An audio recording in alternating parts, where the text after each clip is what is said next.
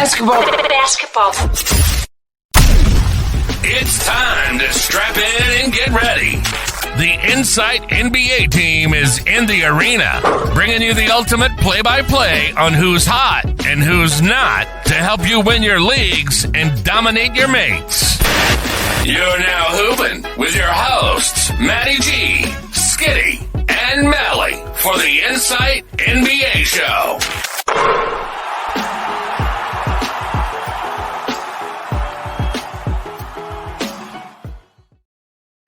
G'day, ladies and gentlemen, and welcome to the Insight Fantasy Sports Podcast.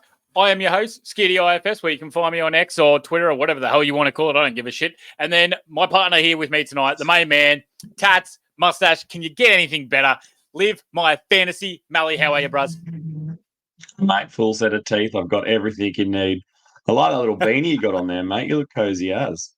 Hey, man, that is great eyesight by you. I lost this for a little bit, my Insight Fantasy Sports beanie, but thank God I found it. It was underneath a pile of shitload of clothes and a toasty maker. Don't know what that was doing in the washing basket, but yeah, you're in for a good night. That sounds like a deadly combo. Hey, either way, I find that's the main thing. I'm happy that I've found it back now because we're coming out of winter in Australia, so I don't need it as much, but still, it's nice to know that it's there, you know? It's like that thing you just bring it out with knee beat. But, hey, Malley, today, buddy, we got a big one. We are doing the tier list for the shooting guards, and this is a big one now, I reckon. Shooting guards is a weird one because you get a lot of players where you can find value from earlier on in the draft, but then when you look at shooting guards later on and, you know, you're playing in the position kind of basketball, you go, holy crap, I have only got 3-point shooters to find right now. And that's all you're pretty much being able to get at the end of drafts. Have you found any guys at the end of draft where you just, like, you found your spot and you go, crap, I need a shooting guard? Has that happened to you in any of your drafts yet? Not yet, but that's only because I've been doing a lot of point builds, and that kind of negates the value that most of these shooting guards bring. But I could see situations where you'd want to do a scramble if you're trying to get your points back up. That's there's a few guys deep in this list that we're going to address. It might scratch that itch, mate. 100%. For me, I've had a couple of drafts already, and I've found out that small forwards are a bitch to find late. And if you're in a 2-center league, finding good centers late is absolute disgrace. But we're not talking about those guys. That's for this weekend show because, I'm going to get those small forwards. ESPN needs to get a cracking on that crap. We're talking shooting guards today, Malley. And obviously, it is, as we always say, it is brought to you by our mates at the Standard Squeeze. Absolute beautiful there, 4-in-1, always in hand. Coffee warm, beers cold. Love it. They are the best. But Malley, when we talk shooting guards, we hold the S-tier guys as the cream of the crop in all of fantasy. The guys that you will go out of your way to get for your first pick in the first couple of rounds, and they are going to build your team around. That is why we got none of them for the shooting guards. Yeah, we've talked a big game. We're like, you'll enjoy this pod. We're off to a cracking start by saying nobody is worth S tier at the beginning there.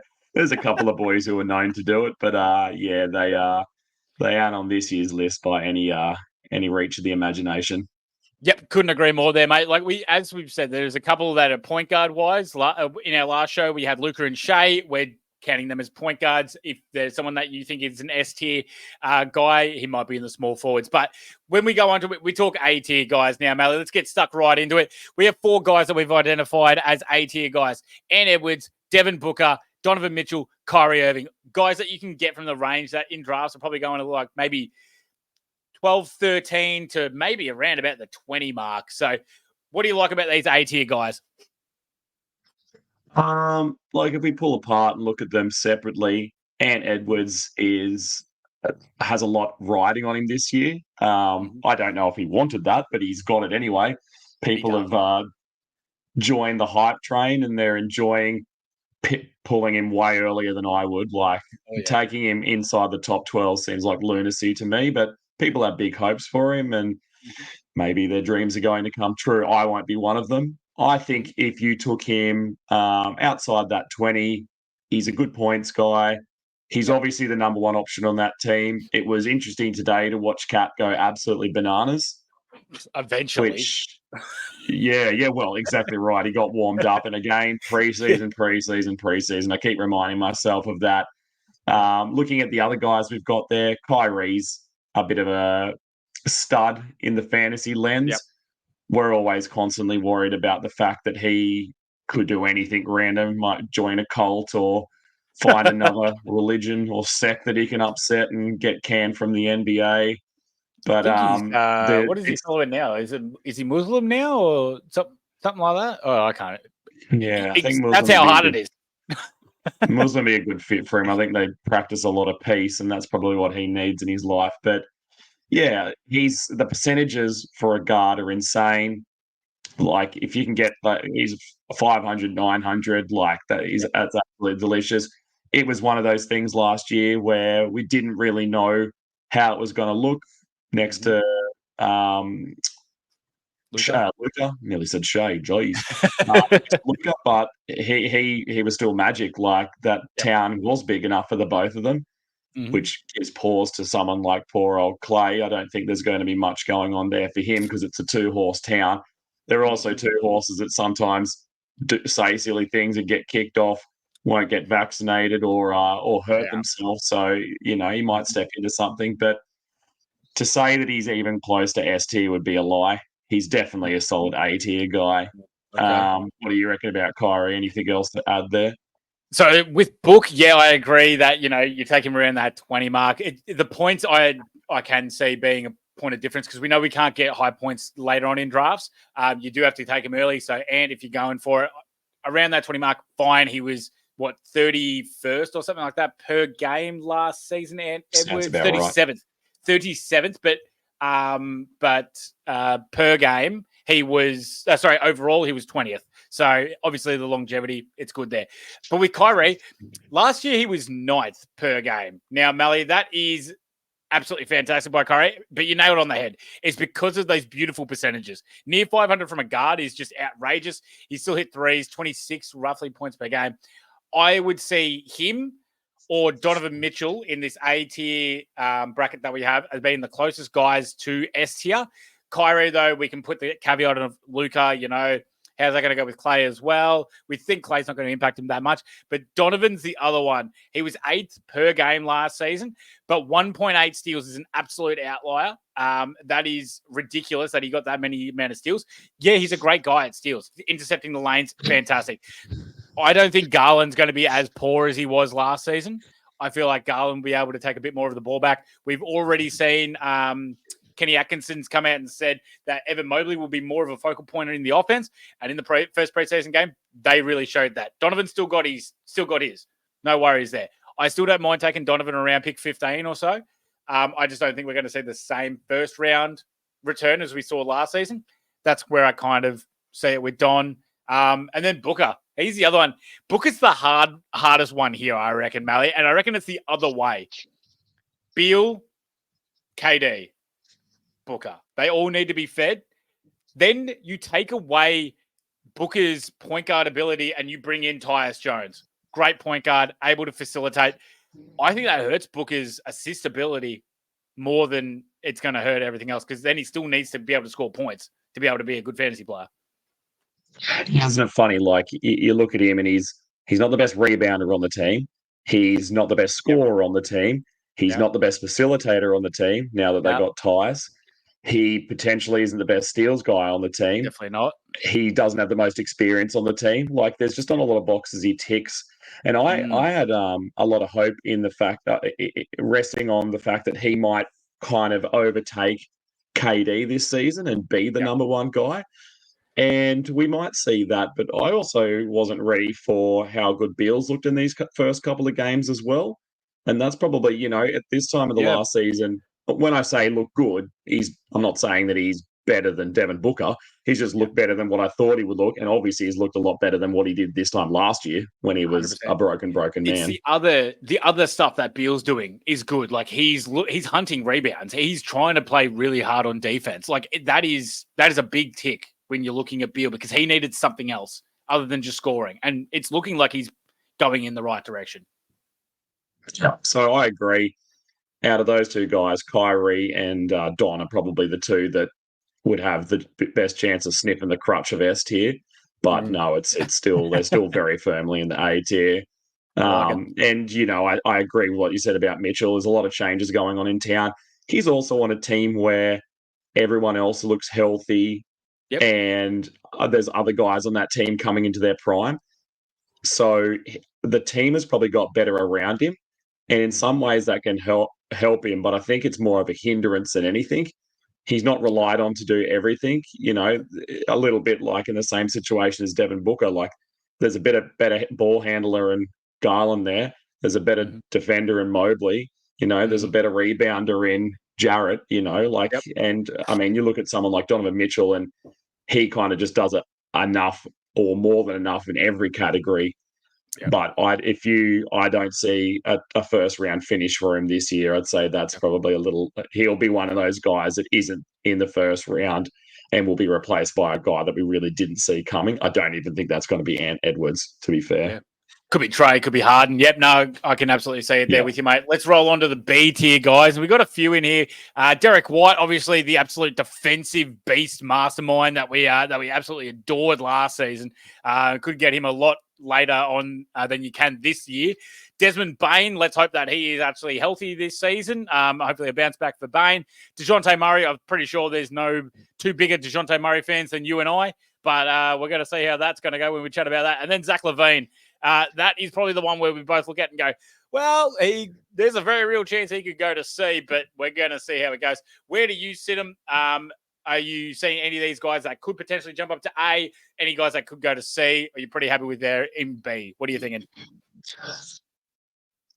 Well, I was only talking on the pod last night to Matty G about the fact that I am a little bit worried about Derek White. I don't think anyone else is, just maybe me and Derek White's mum are the only two people who are thinking about him at the moment. But yes, the defense is always elite, but he kind of came out of nowhere last year. And, he was a solid enough player before that. But last year, he was a really strong presence on that Boston team. And I said to G last night, something like he had a star-like season in a team of stars. And I'm just worried that they might engulf him a bit again this year. He's probably just due to the nature of the team and the fact that they'll probably rest a little bit more and be a little bit more slow pace in their build-up this season, knowing that they'll probably be able to put a few games on everybody else in the rankings. Yeah, I'm just worried that if the shooting falls away, which he is a good shooter, he doesn't get a lot of shots on that team, but he's a strong shooter. If those defensive numbers come down even a little bit, I can see him tumbling down the rankings. Like he does a lot well, but it doesn't take a lot for that boat to start rocking and me to get worried. So even though he's fit a lot of the builds that I've been going for, both in real drafts and mock drafts, I've just been a little bit nervous about taking him. Am I getting over the top about it? What do you feel? He's the one that he's the one that I really want to bring up and talk to you about. So previous years, the two previous years in Boston, he was 85th and 86th, and then last year he was 27th, right? The only things that he really changed was that he shot the ball better, and he hit more threes, and then everything else just kind of gradually came up a little bit. But you tell me, where does this sound like something that Derek White can't do? He only played 32 minutes a game last year. I reckon he can keep that. Drew Holiday's probably the guy that maybe goes down a bit more. 15 points a game, almost 3 threes, 4 rebounds, 5 assists, a steal, 1.2 blocks on 46% and 90% from the field. I mean, free throw line. I'm not seeing as that it's outrageous that he can't do any of that. And he drop. If he does drop, yes, you're right. If the percentage drop, he's going to go down.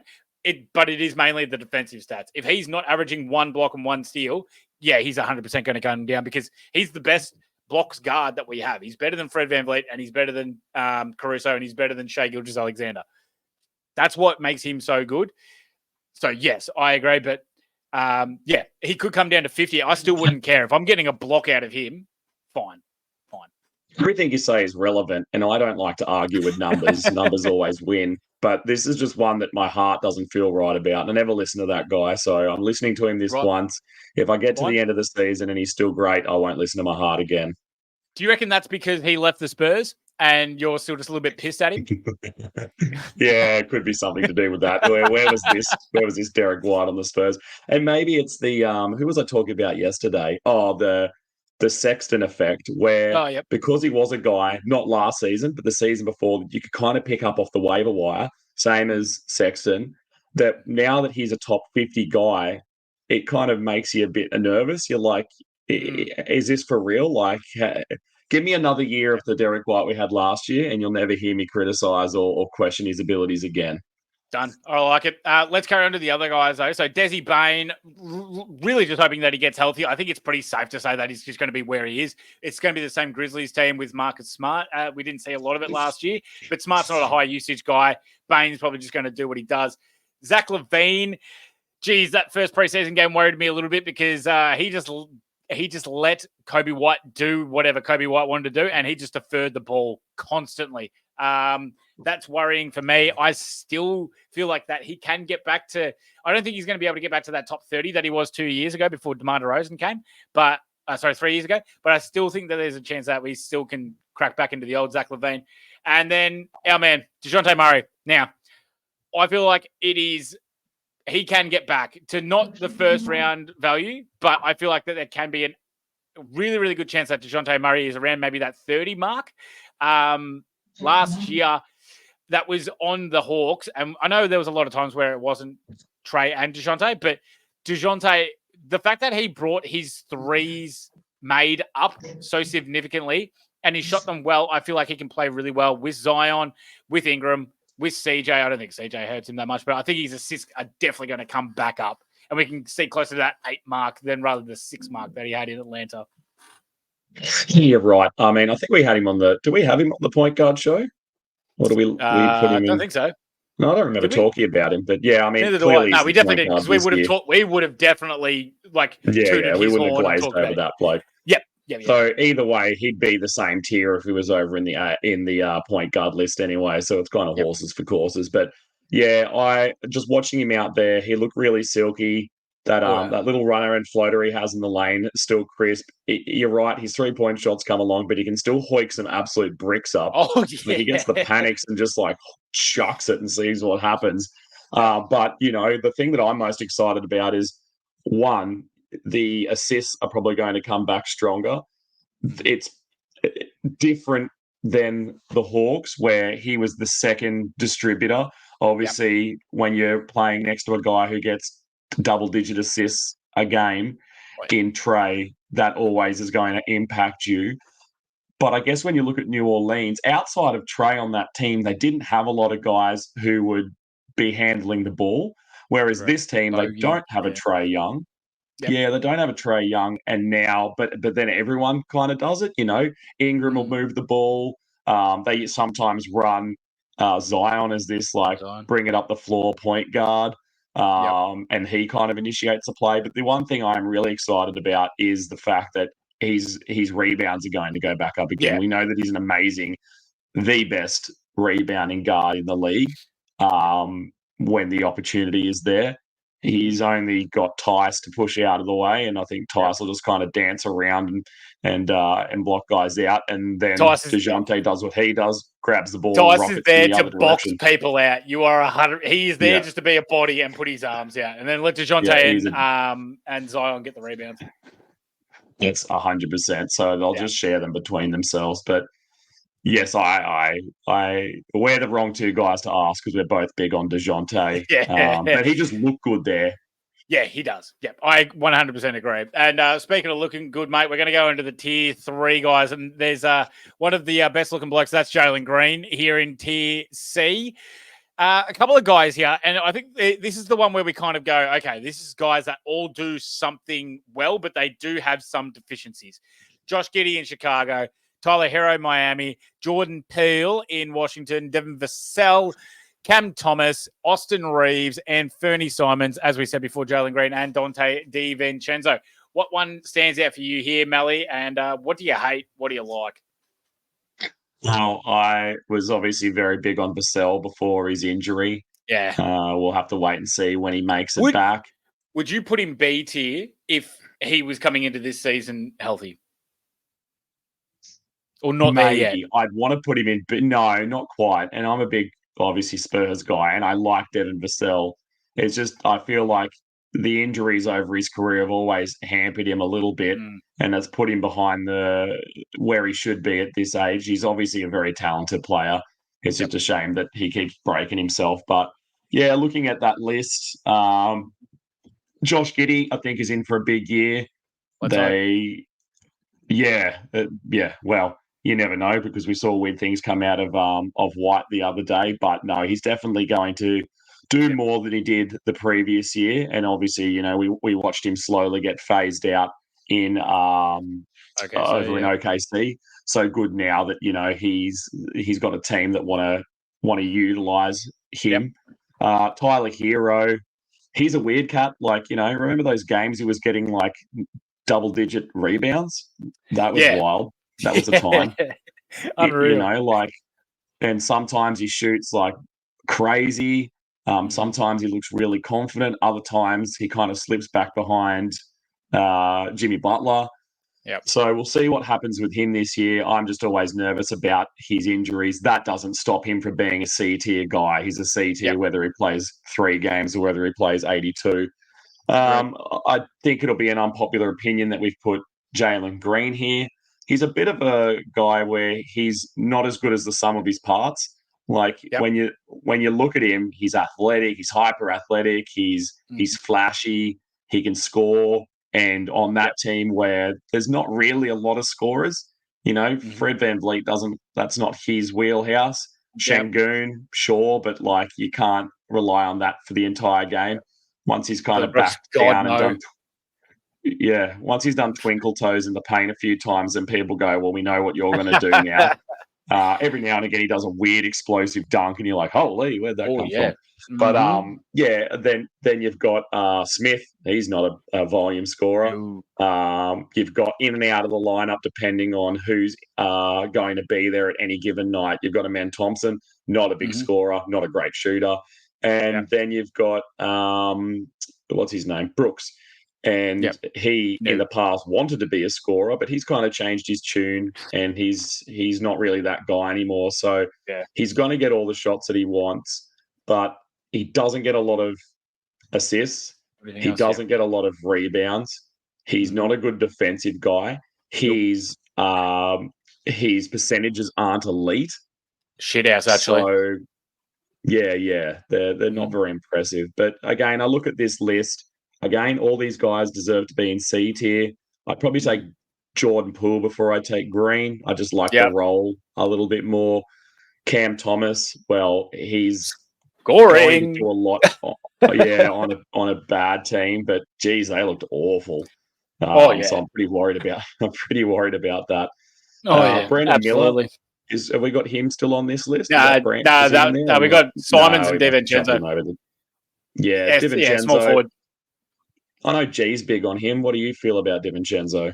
I love DiVincenzo. I'm the guy that's beating the DiVincenzo drums. I think he's going to get starters minutes in Minnesota. I think Conley's going to have less time on, and I reckon they're going to have DiVincenzo that's going to be the defensive kind of point guard next to Ant Edwards, and then they'll let Ant do what he wants to do. But then also DiVincenzo, we saw how good he was last year playing off of Brunson. I think that there's an absolute beautiful role here for DiVincenzo, hence why I have him in C, and I think a lot of other people would have him in D.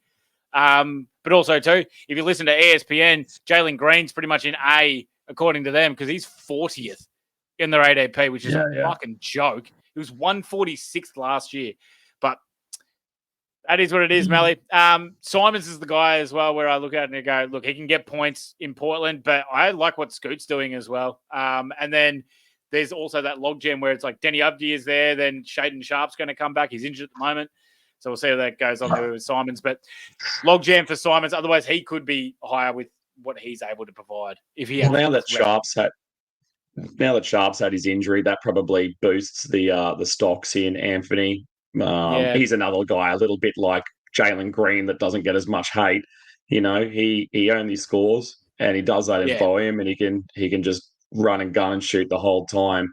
But again, Yeah, sorry, but the only difference between one thing, Sharp's meant to be out for a month, so Sharp should be back 2 weeks after the start of the season, so it's not that much of a difference. We'll see. The difference between Simons and Green is that Simons' free throw percentage is elite. Like it's like 91% on pretty good amounts of free throw percentage. Jalen Green's he gets a lot of shots, but he shoots it at about 80. So that's the difference between Simon and Green. Yeah. And then I think if you had to pick one guy on this list, I haven't talked about him yet. I'm really big on Austin Reeves at the moment, and I know that probably tickles your fancy because he's on your team doing good things for them. I was just saying to G the other night, or was I talking to you maybe in the point guard tiers about the fact that he looks like the number one guard now, and they've got D'Angelo, spot up shooter. Obviously he's still kind of making his own shot and playing off others, but just like Reeves looks so saucy. Like some of those passes are absolutely bananas, and he just looks so comfortable out there. And I feel like LeBron likes him, and if your coach, mentor, all the other boxes that LeBron ticks, if he likes the cut of your jip, then you see minutes and you have opportunities. And I think out of all the guys on this list, if you said to me, pick one that you think by the end we would push up a tier, he'd be my guy. Oh shit, you're going with Reeves. Okay. I would be. I still think there's a chance it's DiVincenzo, but I'd say Poole's probably the more likely person with the points and assists, just if he doesn't kill us so much in field goal. We move on to D tiers now, Malley, and there's a couple here, but we'll bang through them because they're not as important as the other guys, but still important to get around this right section. CJ McCollum we have, who's a guy that's still going a little bit higher, which I don't understand. I think around the hundreds more like for CJ. Klay Thompson, Colin Sexton, Alex Caruso, Bogdan Bogdanovic from Atlanta, and Marcus Smart. As I said, I think the best chance for me here is either CJ McCollum or Caruso. CJ kind of depends on how, injury-wise with the rest of the Pelicans, but I think there's a chance that Herb Jones can eat a lot into his minutes. I think he's the one that could be the first out of the starting lineup there. And then Caruso, that's just completely dependent on what the hell's going to go on in OKC and how many defensive stats he is able to provide. If he can't provide the defensive stats, then Caruso ain't shit. But we did see today, Malley, in the game against the Houston Rockets, that it was the starting lineup. They all played, and it was Shea, Caruso, Dort, Williams, and Chet with Hartenstein and Joe off the bench. And I'd say that's probably how the future kind of pans out for them. I think in saying that though, I think there is games where they will come up against big centers and they may throw Hartenstein out there, Caruso or Dort to the bench. That's exactly why they got him. So if they're not going to use him for that, then they probably wasted their money, and they paid plenty for him. Looking at these guys here, I guess the further you move down in the tiers, you just get into real specialist territory, or they do something so well, but then they have deficiencies that are so stark that it just makes you take a pause. Like, case in point, Marcus Smart, the steals are unreal and always are. He's a guy that even his fluctuations never leave him outside a 1.5 steals. His percentages are absolutely woeful. He's also a guy that he seems to get real injuries and then just like final destination injuries where like a pencil rolls onto the floor and it gets trapped in his nostril or something like that and he falls over. Like, he's a bit like LaMelo Ball where you're like, how the hell did that happen? Like, these like non-contact injuries where a part of them just implodes and they're on the ground. You're like, what happened there? You're just you're just down. Probably. I think the guy, again, Alex Caruso, big defense specialist with the steals and blocks, doesn't do a great deal else, but does that so well. Bogdanovic might be one of the more well-rounded guys. If he can play the 6-man role this year, I think that'll be big for him. Scores, he'll get assists when he's not on the floor with Trey. He can get some steals. He's always bigger than what I think he is. I never think of him as he's 6'6". He's a reasonable size. McCollum, CJ is probably the best in inverted commas guy on the list, but I kind of see him. I don't know how you'll like this analogy, but it kind of see him like if you've got a really old, like 14-year-old Shih Tzu that's all crusty and like falling to pieces, and then you wheel in like the brand new puppy in DeJounte Murray, and everyone wants to pat the puppy and see the puppy do cute things. 14-year-old Shih Tzu with the crust in its eyes is just sitting in the corner, kind of wishing it still has love. It's still got love. We still love it. Yeah. Exactly right. He's got his cushion that he sits on so it doesn't bleed or piss itself to death or something like that. Oh. It's pretty unfair because CJ isn't old and he's definitely not cooked. But the analogy more fits the fact that he's definitely got the squeeze on this team. There's younger guys coming up in Herb and Trey who don't do what McCullum does, but they put him. Jeez, I'm struggling. They put him in positions, where they're going to put the squeeze on CJ. Yep. CJ last year got away with being the pseudo point guard. They don't need him to do that anymore. DeJounte's clearly a point guard through and through. Yep. Even though it's kind of sad, I don't think this is the end of the road for CJ, but I don't think we see CJ here for a lot longer. I'd say he's too valuable a piece and someone will want him. Yeah, I agree. And I think you hit the nail on the head there. Like last season, though, the weird thing about it is as well, right? CJ per game last year was 35 overall. Like really, really serviceable. It's just that when you look at what he did to be able to get there was 20 points a game, the 4.3 rebound, 4.6 assists, and then on pretty good, like okay percentages, and the turnovers didn't kill, which is a really big thing for him there.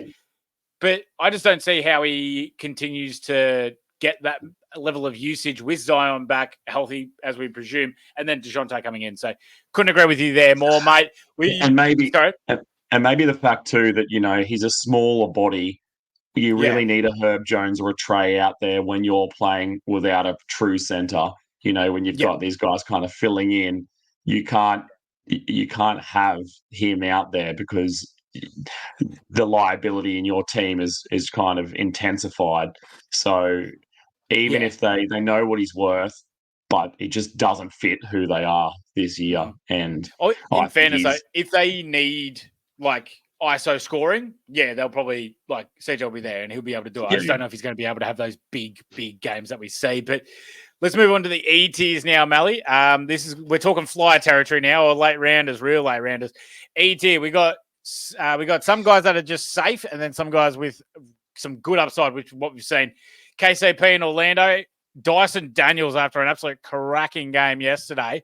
Norman Powell, Malik Monk, Jaden Ivey, who's going up a couple of draft boards, Mally, after the two Detroit games that he's played, because he's shit all over Cade Cunningham.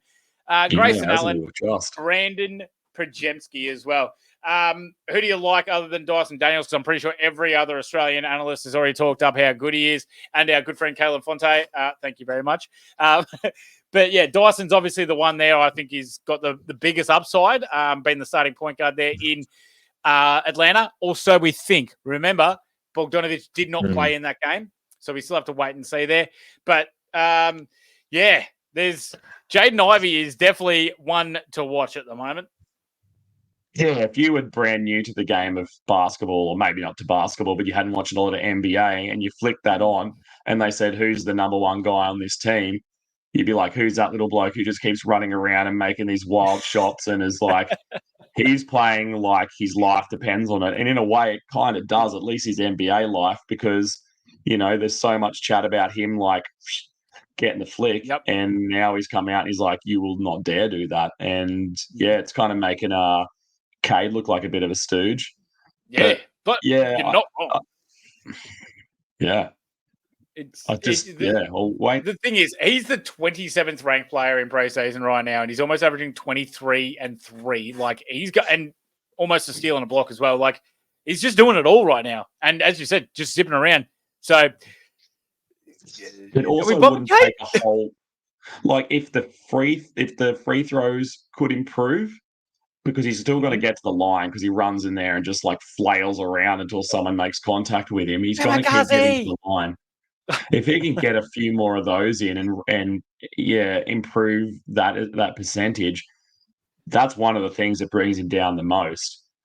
So to see that go up, that might put him in like he's a way off it yet, but wouldn't it be nice if his percentages increased, because then he wouldn't be that far behind someone in D tier like an Anthony Simons, like someone who has that ability to really take over in a game, at least on the offensive end. The other guys, it was nice to see Pods get a start after not starting in the first game. Again, we'll see. They're probably just trying out. Kerr's doing all he can to see what pieces he's got. And then, in that game, what's his name? Looney started over Trace Jackson-Davis. Yeah. That too. I'm having another mental block here. It's not my strong Anthony Melton? suit. No. The shooting guard who came Buddy over Hield? from... Buddy Hield, yeah. And then he had a massive game too. Yeah, he just didn't miss. We kind of hope... I don't know if Kerr's just hoping that he'll get a string of games in a row where one of them falls off to make his decision easier. But it might be one of those situations where they just all impact each other, and it really hurts the value fantasy-wise of all of them, but probably makes their team a lot stronger, which is what Kerr cares about. I don't think he's that worried about my fantasy team. You're right, Dyson Daniels. What else do we say? He's been a stud. Norman Powell, he gets on this list due to context, just because who else is going to do the job that he's going to be doing with the Clippers? Yep. Pretty much the same as what we're talking about with Monk, just a shitload of scoring off the bench and just give him the ball and let the man cook. Just go at it for the whole of the time that he's on, for the 20 minutes that he's on. And the only one on there, if you flick back to that screen, that's probably a little bit questionable is not Malik Monk, is KCP. Okay. What do you think his role looks like in Orlando this year in comparison to Denver last year?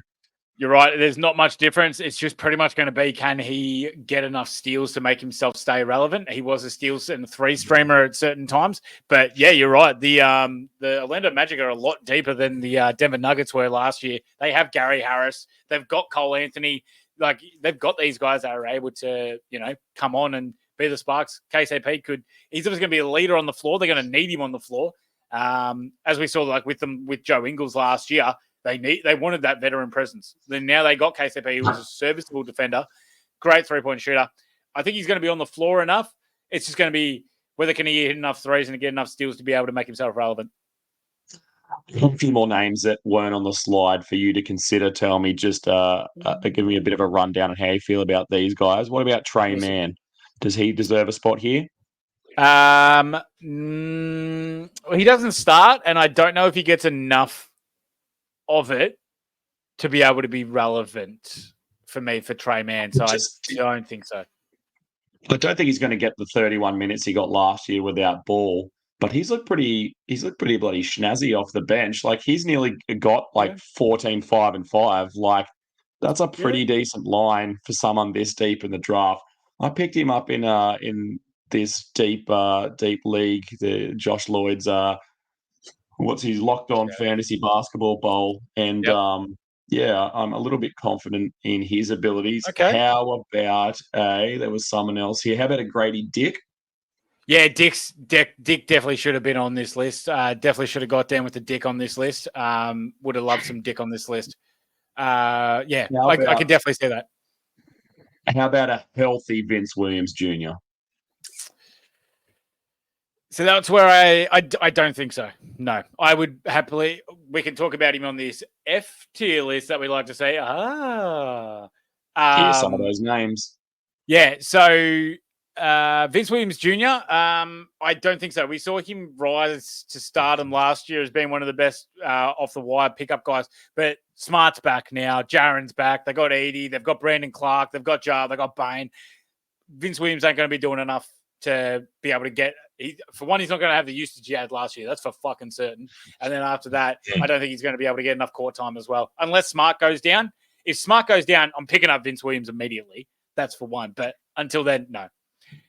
I just think that his value lies in the fact that he can do a lot of different things, and he doesn't need to get a lot of shots off. Like he Agreed. rebounds well, he gets assists, his defensive numbers aren't too bad, his percentages aren't too bad. Like I'm not saying that you seek him out and make him a target guy, but yeah, I definitely haven't written him off, and I really wish he hadn't got this injury because I don't want something to work for Memphis and then they go, well, that's going well.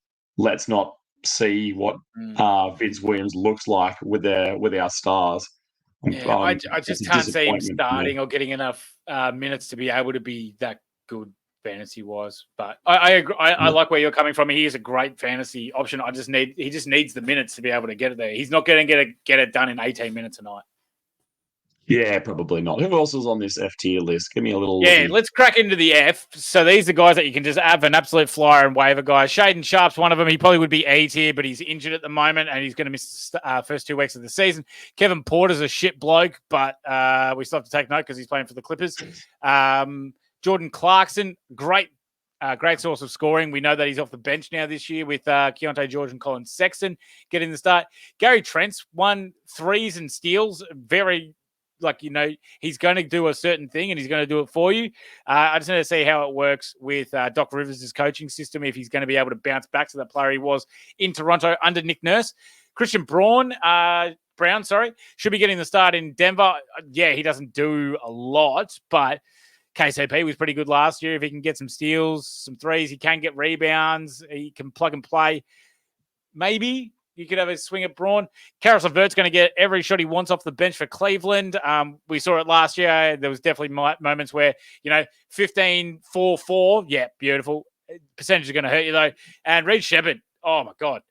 I love him. I just wish that there was more minutes for him, but obviously it's Houston, but I don't think so. Have you got any other guys that you'd like to throw on that list, or what do you like? What do you hate out of that?